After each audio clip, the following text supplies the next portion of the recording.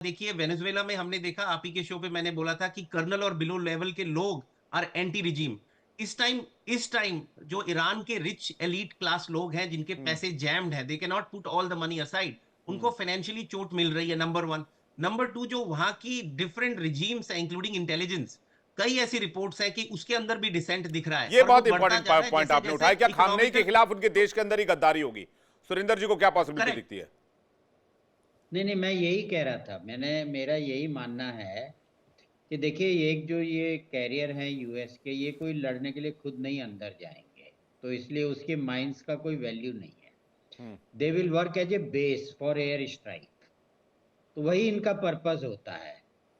अब प्रश्न ये है कि अगर America full fledged air strike भी कर दे, इनके स्ट्रेटेजिक इंस्टॉलेशन नष्ट भी कर दे, तो उससे तो रिजीम चेंज नहीं होगा। आपको ट्रुप्स तो उतारने पड़ेंगे ना नीचे। तो उसका एक ही तरीका है जो इन्होंने वेनेजुएला में किया, कि आप वहां पे गद्दारों को ब्राइब कीजिए, खोमेनी का पता निकालिए, खोमेनी को न्यूट्रलाइज कीजिए या अरेस्ट कीजिए, और वहां उनके किसी बड़े चीफ को आश्वासन दीजिए कि भाई अगर ये हटता है तो हम आपको सत्ता सौंप देंगे। अमेरिका उसी की तैयारी में लगा हुआ है। जिस दिन उसका वो काम हो जाएगा, उस दिन वो सडनली सारी स्ट्राइक स्ट्राइक करके, और ये एक दिन दो दिन का काम हो जाएगा। अगर वो जब तक नहीं कर पाएगा तो अमेरिका, देखिए, अलाइज का भी तो उस पर प्रेशर है ना, कि भाई हमने अमेरिका से दोस्ती इसलिए थोड़ी की है कि हमारा घर जलेगा। अगर हमारा घर जलेगा तो हम अमेरिका से दोस्ती करके क्या करेंगे? इसलिए अमेरिका की गल्फ में यही सबसे बड़ी प्रॉब्लम है, कि वो उसे अलाइज को बचाना है, उसे इसराइल को बचाना है, और उसे रिजीम चेंज भी करना है। तो रिजीम चेंज जो है वो फुल फ्लेजेड वार से नहीं होगा। वो प्रेशर खाली दिखाने, और एक, जैसे मैंने कहा कि भाई फॉर द वर्स्ट सिनेरियो आदमी तैयार होती है हर कंट्री, लेकिन वो उसी काम में लगा हुआ है कि इसको ढूंढे कहाँ पे है ये।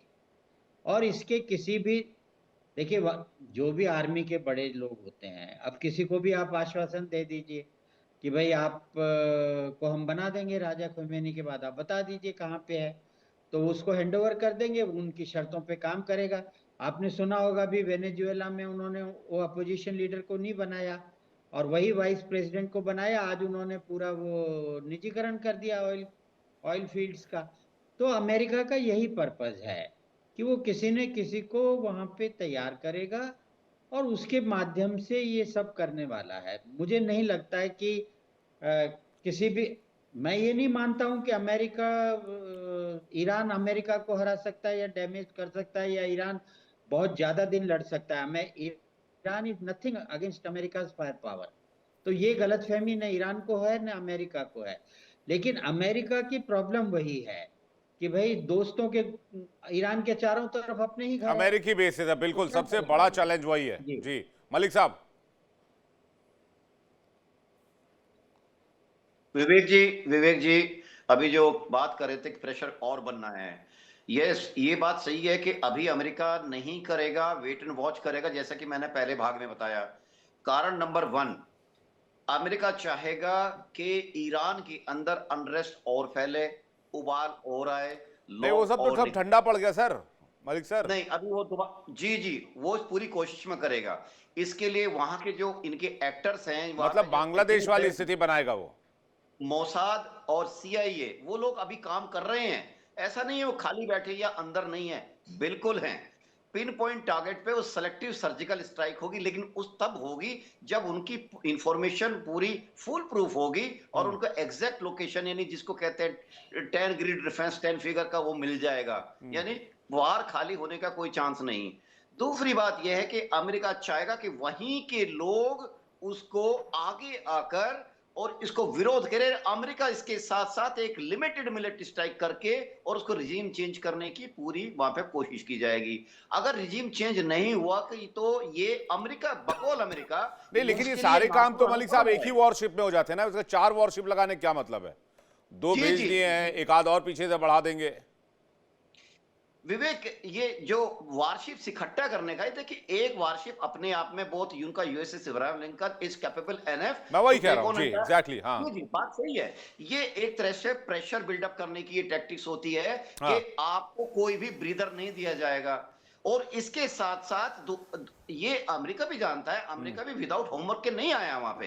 हाँ। अमेरिका भी जानता है कि इजराइल अपने ड्रोन, स्वाम ड्रोन, छोटी मिसाइलें, लॉन्ग मिसाइल सबका इस्तेमाल करना चाहेगा। सर, ईरान ने तो बकायदा ईरान के टेरेन को अगर आप लोग बेहतर जानते होंगे, ईरान का टेरेन बहुत पठारी एरिया वाला है।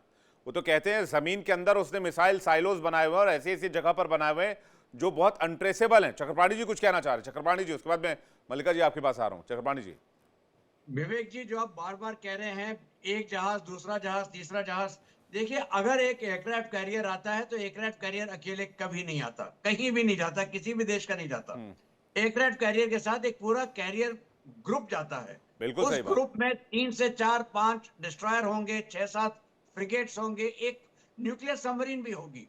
लेकिन सर, ये दो अलग अलग करियर ग्रुप हैं, एक यूएसएस अब्राहम लिंकन है और एक यूएसएस जॉर्ज डब्ल्यू बुश है। करेक्ट, क्योंकि देखिए यहाँ पे जब वेनेजुएला में हुआ था तब भी 2 कैरियर ग्रुप थे।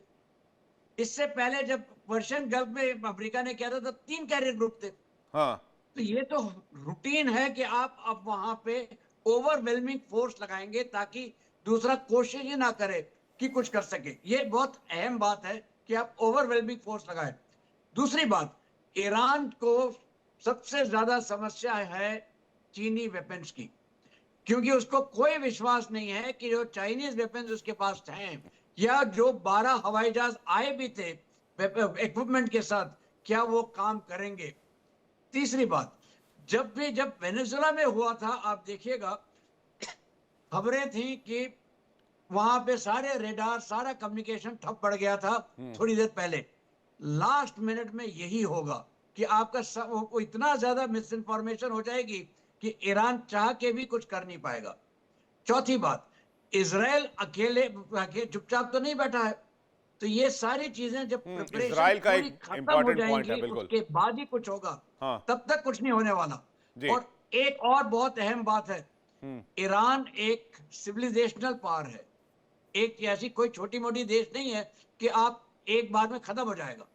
एक सिविलाइजेशनल पावर जो है वो लड़ेगा और सालों तक लड़ने की क्षमता रखता है, जब तक कि अंदर से वो ना टूटे। जी। अंदर से टूटने का मतलब यह है कि वहां पे एक ईरानियन ने ही रिजीम टेक ओवर करना है। इसीलिए ये मत भूलिएगा, अयतोल्ला खोमेनी को भी अमेरिका बिल्कुल ने इसलिए कह रहे हैं ना कि भाई ये वेनेजुएला नहीं है, ये ईरान है। मैं मल्लिका जी का एक रिएक्शन चाहूंगा इस पर। मल्लिका जी। विवेक जी, चक्रपाणी सर ने बिल्कुल अभी एक बहुत इंपॉर्टेंट पॉइंट रेज किया जिसमें मैं थोड़ा ऐड ऑन ये चीज करना चाहूंगी कि देखिए, ईरान को हम इराक, लिबिया, वेनेजुएला से बिल्कुल कंपेयर ही नहीं कर सकते, क्योंकि जो ईरान की पॉपुलेशन है, ईरान ज्योग्राफी वाइज है, वो ट्वाइस द साइज है इराक और लिबिया के, जो उसके बगल में ही है। तो हमें ये समझने की जरूरत है कि it is not going to be easy. ये बिल्कुल भी इजी नहीं होने वाला है यूएस के लिए अटैक करना। और फिर हमें इसमें आईआरजीसी का बिल्कुल भी नहीं भूलना चाहिए। बिल्कुल। ईरान के पास सबसे बड़ी पावर 2 लाख सोल्जर्स, सिर्फ डेडिकेटेड 5 लाख तो आपका आर्मी ही है। उसमें से 2 लाख जो है वो सिर्फ और सिर्फ जो आईआरजीसी है उसी की वजह से ईरान में आज एक स्टेबिलिटी बनी हुई है। और जो आयतुल्ला खमीनी है उनकी प्रोटेक्शन के लिए है। वो सिर्फ 2 लाख लोग आईआरजीसी के रिजीम के प्रोटेक्शन के लिए हैं, आप ये सोचिए। तो इराक और लिबिया में जैसे अटैक कर दिया था वैसे इनके लिए इतना इजी नहीं होगा।